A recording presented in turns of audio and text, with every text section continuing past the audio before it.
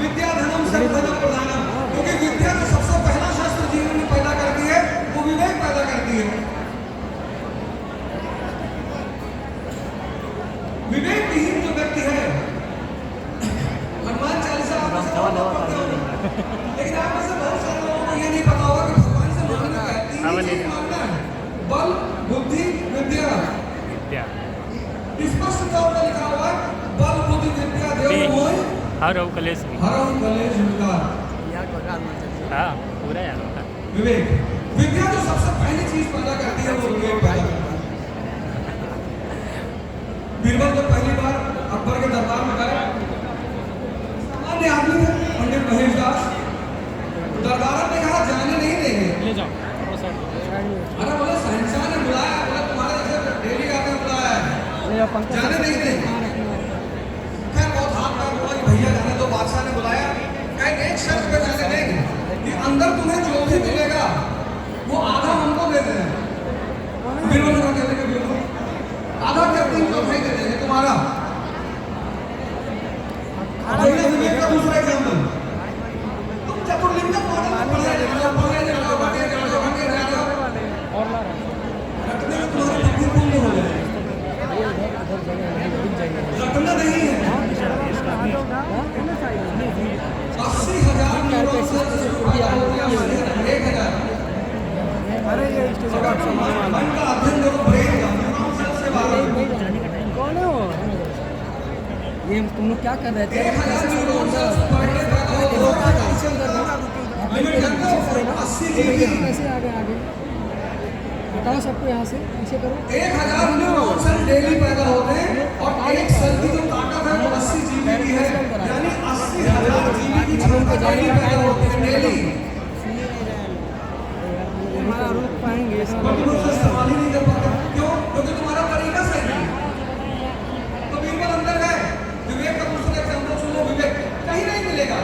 अगर दुनिया में विवेक की कोई किताब होती, विवेक का कोई स्कूल होता, विवेक का कोई कॉलेज होता, तो अमीर हमेशा अमीर रहते और गरीब हमेशा गरीब रहता, क्योंकि सारे अमीर उस विवेक पर एकाधिकार कर लेते। अब ये सब हटवाना ही और फिर कोई डॉक्टर नहीं पैदा, फिर कोई गांधी, फिर कोई अब्राहम लिंकन, फिर कोई नरेंद्र मोदी, सब सामान्य परिवार से आए हुए लोग सब। तो जब बीरबल अंदर गए तो वहां जो शाही दरबार, शाही लोग बैठे थे, उन लोगों ने कहा सामान्य आदमी को शाही दरबार में नहीं लाएंगे, इनको नहीं शामिल करेंगे अंदर।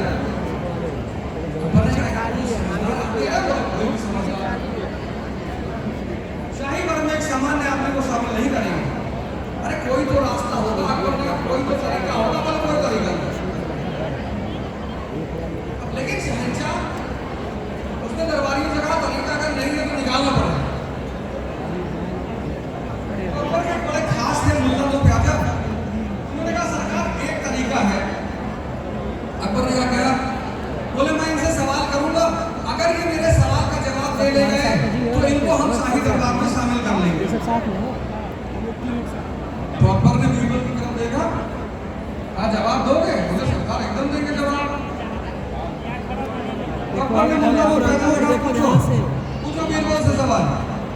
तो मुल्ला ने पूछा, बीरबल ये बताओ मेरे मन में अभी क्या चल रहा है? मत खड़े करवाना, आगे ले जाओ। अब अगर ये सवाल उनमें से कोई हमसे कर ले, बताइए हमारे मन में क्या चल रहा है? हम तो ना बताओ। लेकिन जब बीरबल से सवाल किया गया, मुल्ला तो प्याजा ने कहा कि बताओ बीरबल कि मुल्ला तो प्याजा के मन में क्या चल रहा है? उन्होंने कहा मैं बताता हूँ इनके मन में क्या चल रहा है। बोले इनके मन में ये चल रहा है कि अकबर अमर हो गए, इनके मन में ये चल रहा है कि अकबर का साम्राज्य पूरी धरती पर फैल जाएगा, इनके मन में ये चल रहा है कि दुनिया में जितनी बुलाया सबको गया सबकी शादी अकबर से हो जाए। कौन बिना बुलाया? अब यहाँ क्या मुल्ला? बोले सरकार बस यही सब मेरे दिमाग में चल रहा है।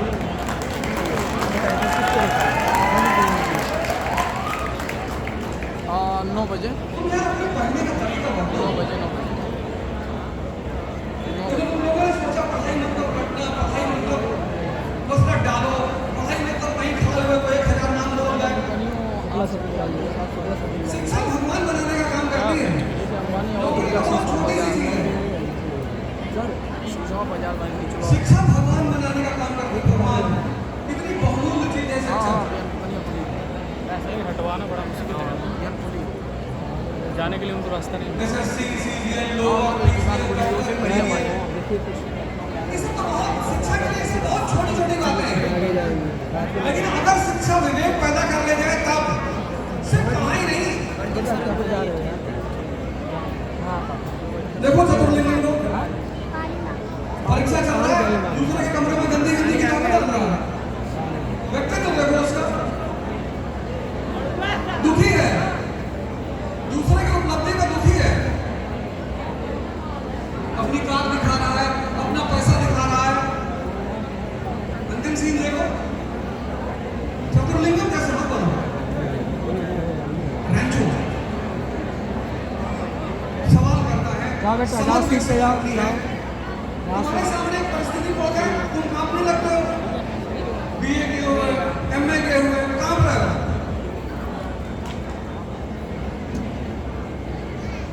अब इतनी ह्यूमिडिटी है, पसीना तो बहेगा ही बहेगा, तो पसीने का काम ही बहना। अगर सिर्फ एसी में रहे होते जिंदगी भर, लेकिन मार्च के दोपहर में गेहूं काटे हैं, ऐसे नहीं पहुंचे यहाँ तक। इसमें मैं ग्रामीण पृष्ठभूमि के युवाओं को बहुत शक्तिशाली मानता हूँ। शहर में तो मैगी वैगी खाए एक मुक्का मार तो तुरंत खत्म। हमको डॉगी का डर लग रहा है, डॉगी को होगा यार पकड़ के दोनों टांग अगर न जाएंगे कायदे से। गमछुआ कलर गिर भाई हर का जो शिक्षा तुम देखो रैंचो को शादी में जाता है विवाह में, और किसके विवाह में? आनंद सर आए थे उसका, बेटी के विवाह में। उसमें भी हम आए थे क्या है ना स्कूलों में। और तीनों लोग हरामखोरी के चक्कर में फरहान, राजू, रैंचो। नहीं जेई हुई तो इंजीनियरिंग का। जब वो करीना कपूर कहती थी आप मेरे पापा को समझा दीजिए, तो तीनों कैसे पलटते हैं, देखते वायरस सामने पड़ा। कहना तुम लोग पीछे ही रहो, फरहान और राजू इतना आगे और आगे तो रैंचो को देखो। ये स्टार खड़े रहो उसकी तो करीना कपूर कहती है हमने तो इन्हें बुलाया नहीं, और हम लड़की वाले हैं, हम ये लड़के वालों की तरफ से आए हैं। रैंचो कहता है कि नहीं सर, हम साइंस की तरफ से हैं। इसको कहते हैं परिस्थिति में अपने संयम को कायम रखना। शिक्षा तुम समझते हो ये किताबें हमारा एकमात्र संस्कृति है पूरी दुनिया में कि अगर किताबें पैर से लग जाए तो हम किताब को उठाकर सर से लगाते हैं। बड़ा पश्चिम वाले मजाक उड़ाते हैं हमारा कि अरे यार ये तो किताब को सर से लगाते हैं, इसीलिए लगाते हैं कि यहाँ पे आज्ञा चक्र है। वो जो शंकर भगवान की फोटो देखते हो ना, या तीसरी आंख, ये आज्ञा चक्र है, आज्ञा चक्र। शिक्षा और वो किताबें इस चक्र को खोलने का काम करती है और मनुष्य को भगवान बनाती। मैं नहीं कह रहा हूँ, विवेकानंद जी कहते हैं मैं उस प्रभु का सेवक हूँ जिसको अज्ञानी लोग मनुष्य कहते हैं।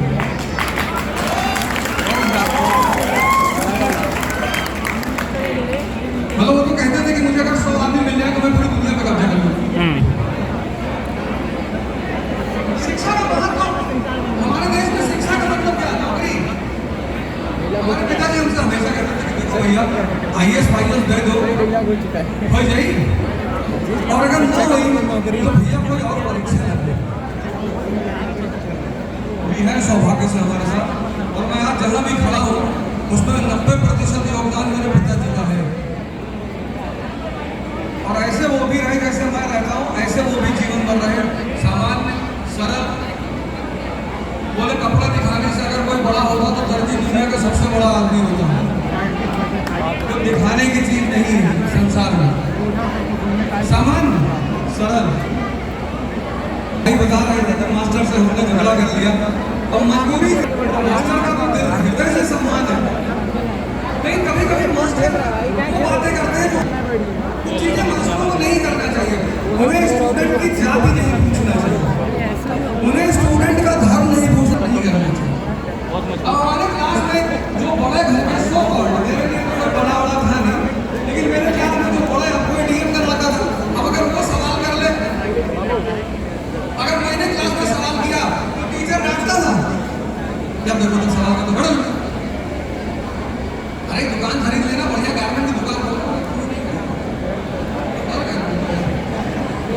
ये हमारे पीटी टीचर थे, मैं उनसे कहता था सर हमको भी खिला लीजिए इंटर सिटी जब खेलने पानी का जाता बॉटल था किसी मैच में हमको भी रख लीजिए, तो नहीं रखते थे वो। कोई बात नहीं, अच्छी बात है।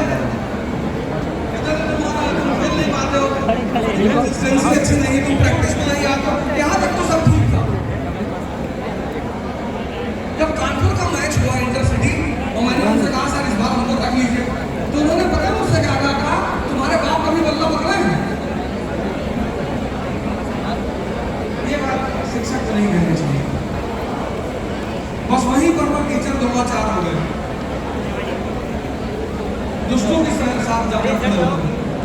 वो मैंने अपने पिता से जाकर कहा कि आज मास्टर साहब ने ऐसे ऐसे कहा कि तुम्हारे बाप कभी बल्ला पकड़े हैं।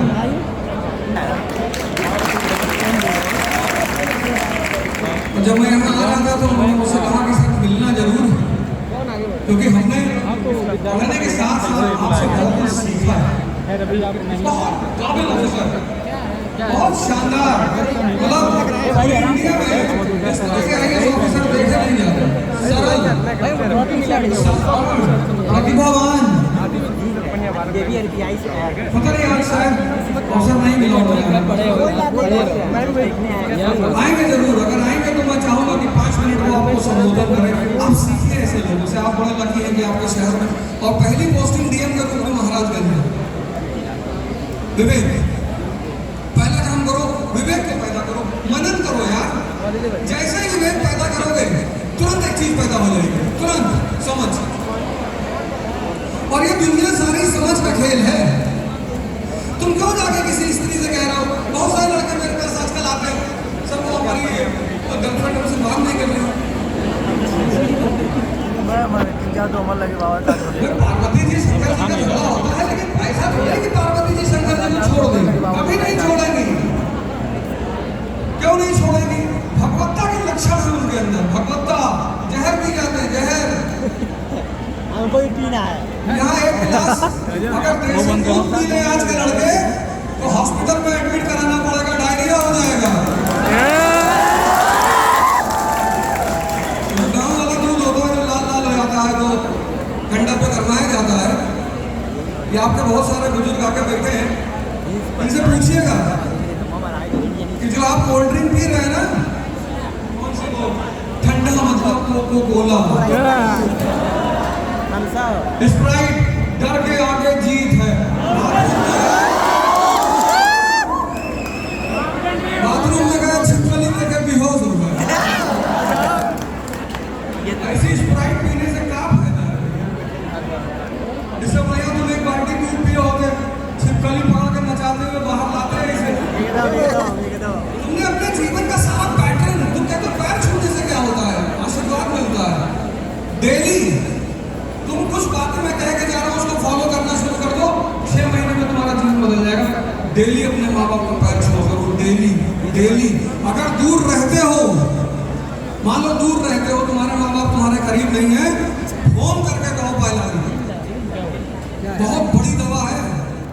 और माँ बाप के अलावा जो भी तुम्हारे ऊपर 1 रुपया खर्चा करेगा वो 1000 का शोषण करेगा। इसको डायरी में लिख के रख लेना।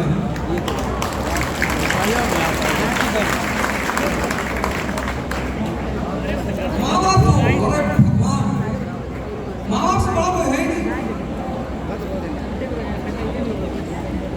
मतलब हमें ये बात पहले नहीं पता चली, लेकिन पता चली व्यक्तिगत अनुभव। तो मेरा सिलेक्शन नहीं हुआ अंतिम जब अंतिम अटेम्प्ट में नहीं हुआ, और वो बड़ा अंधकार का दौर, बहुत अंधकार है। हमें लगा सब कुछ खत्म हो गया। मध्यम वर्ग के आदमी, हमें नौकरी थोड़ी करनी थी। मेरे लिए आईएएस नौकरी नहीं थी, मेरे लिए आईएएस एक पड़ाव है। और जब वो नहीं हुआ तो लगा सब कुछ खत्म। उसके बाद मैं ऋषिकेश चला गया, उसमें 7 महीना वहाँ रहा।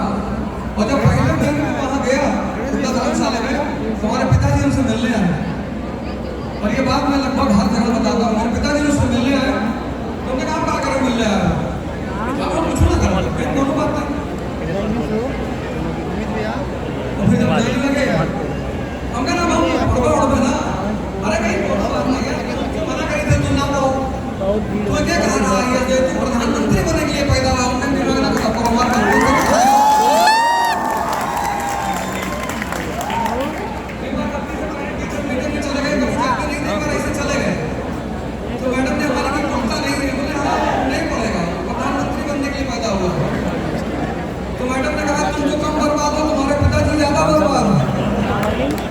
तो ये हुआ कि भैया आपके बाप पिताजी को मत बुलाना, इनकी माताजी को बुलाओ।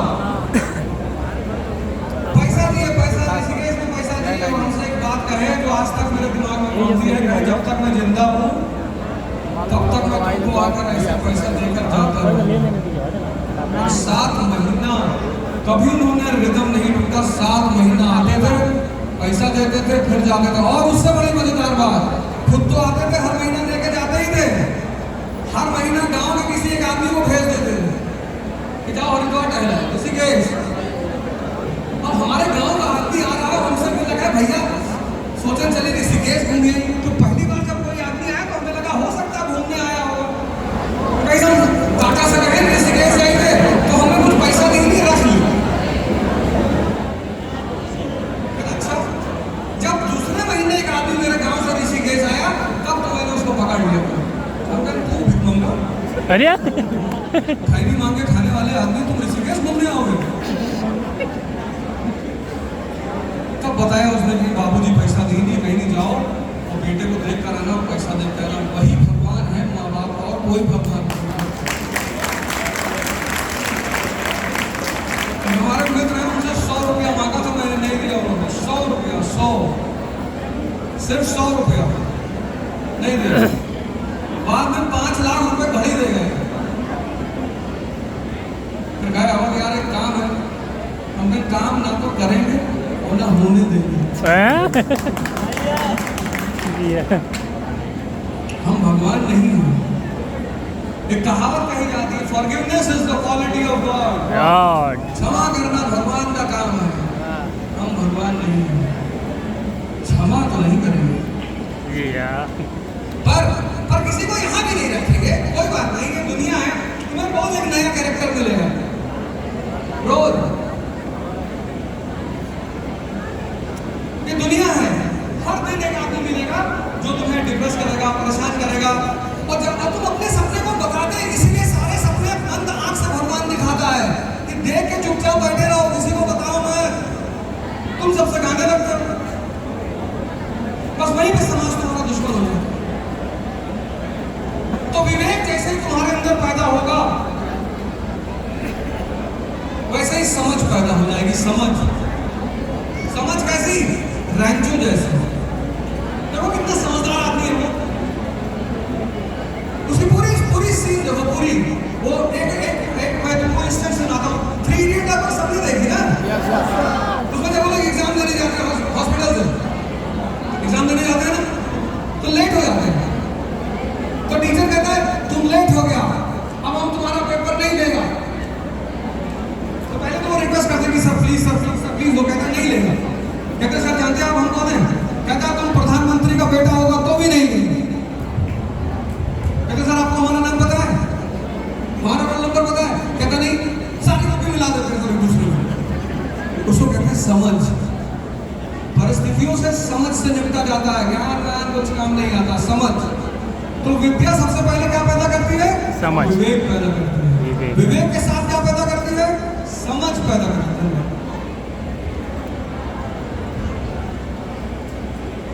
समझ। और जैसे ही विवेक और समझ पैदा होगा वैसे तीसरी चीज पैदा हो जाएगी, उत्साह। डॉक्टर अंबेडकर का एक किस्सा सुनाता हूं। डॉक्टर अंबेडकर 3 फोटो लगाओ अपने घर में, 3।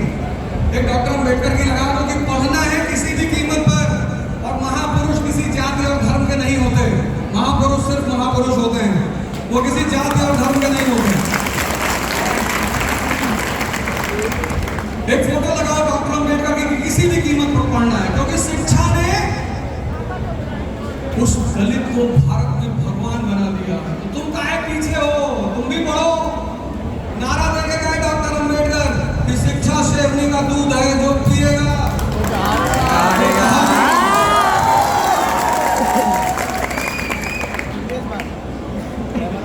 एक फोटो लगा लो विवेकानंद की कि ध्यान और योग करना है, तभी मन की ताकत पैदा होगी। जंगल में हिरण डर डर के घूमता है क्योंकि मन से भी कमजोर है और शरीर से भी कमजोर है, लेकिन जंगल में शेर डर के नहीं घूमता,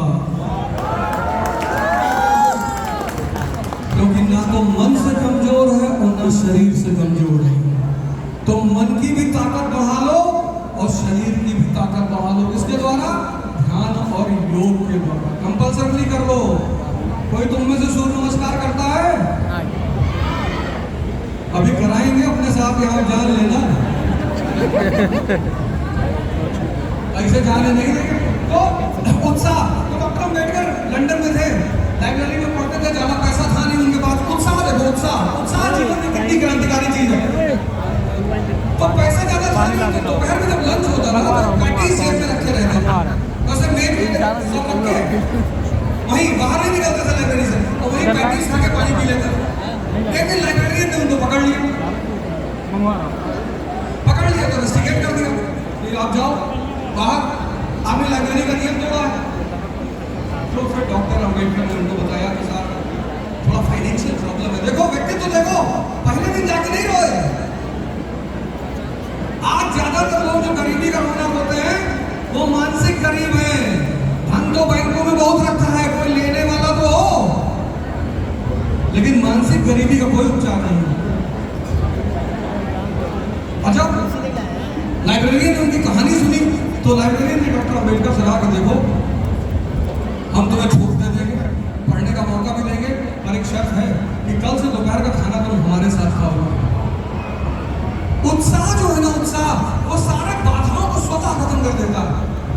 जब हिंदुस्तान लौट कर आए डॉक्टर बी आर अम्बेडकर, तो जिस जहाज में उनकी किताबें आ रही थी वो डूब गया था, कार्गो वाला शिप। तो जिस जहाज में वो आए थे खुद, उसमें थोड़ी सी किताबें लेकर आए थे। थोड़ी मतलब कितना? 60,000, 60,000। हमने तो कहा है नेताजी हमारे धीरज जी, मैंने इनसे कहा यार राजनीति करो, कहाँ गए? अरे आओ यार, तुम्हारा जो है धीरज तिवारी से मैंने कहा कि भैया देखो मुझे हिंदुस्तान में पढ़े लिखे, मैं 24 का इलेक्शन लड़ने जा रहा था, अब हमसे किसी से हाथ नहीं जोड़ा गया, कोई बुजुर्ग होगा तो जोड़ लेंगे हर चीज। ये अब हमसे कुछ बोलोगे तो हम भी तो पलट के बोलेंगे, हम ठेकेदार हैं तुम्हारे ऊपर जी रहे हैं। तो मैं भैया ये तो सदन में जाने से पहले इतना बोल रहा है, चला जाएगा बहुत ज्यादा बोलेगा। खैर नहीं, एक लीडर है उत्तर प्रदेश की जिन्होंने मुझे बुलाकर टिकट देने की बात की, बहन मायावती, मैं उनको हृदय से धन्यवाद देता हूँ कि उन्होंने हमें कहा आपको जहाँ से चुनाव लड़ना है आप जाके लड़िए, मैं आपको टिकट देती हूँ, हर तरह से आपकी मदद करूंगी। तो मैं चाहता हूँ पढ़े लिखे लोग नेता बने। मैंने इनसे भी आते पूछा, मैंने कहा नेतागिरी में इंटरेस्ट है तो मुस्कुराए, मैंने कहा है तो भगवान चाहे तो 27 का इलेक्शन इन्हें जिताया जाएगा, लड़के तो सब लोग हैं, इनको जिताया जाएगा। जब तक पढ़े लिखे आप सब ये छोटा मोटा कौन मत बनाओ, और कोशिश किया करो महीने में 4 दिन कम से कम बाहर सो, आसमान देखो, आसमान जितनी दूरी देखोगे उतना ज्यादा सोचने की क्षमता का भी विकास होगा। तो शिक्षा सिर्फ रटने का नाम नहीं है, शिक्षा नाम है विकास का, शिक्षा नाम है समझ का, शिक्षा नाम है उत्साह का।